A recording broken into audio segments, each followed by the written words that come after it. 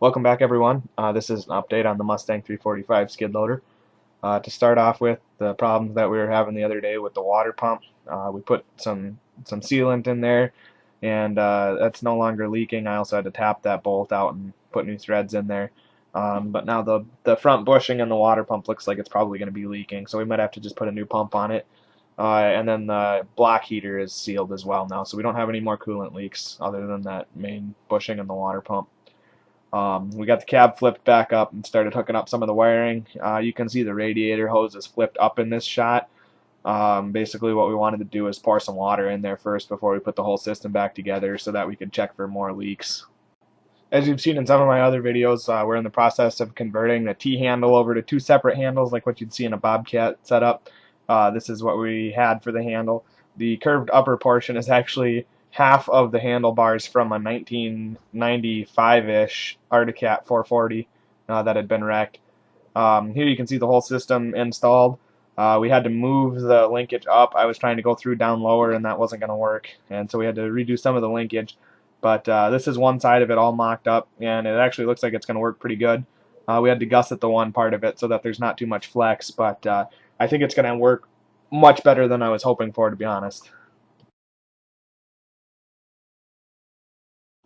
At this point, I've got the floor back out again, and I'm working on the handle for the other side. Here you can see the linkage for the right-hand side.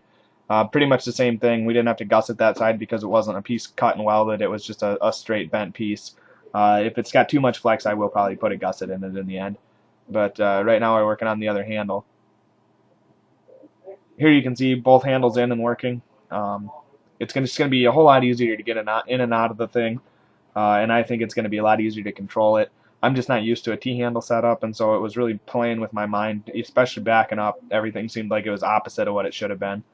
And then to top it all off, we put some bike grips on top of there, so you got a little bit of hand grip to it. We did have to cut out around the seat a little bit to make it work. At this point, we were trying to see if we could get the skid loader to start. We were having some troubles. We weren't really getting it to fire at all. So one of the first tests we did here was a spark test to see if it was getting sparked, to make sure we had everything wired right, and it was getting a good solid spark. As you'll see here, we still weren't able to get it to start, and I tried putting some fuel in the carburetor, and you'll see in just a minute what happened when that did that.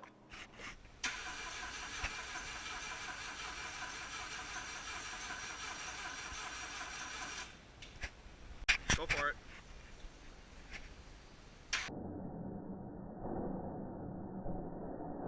Whoa, hold up.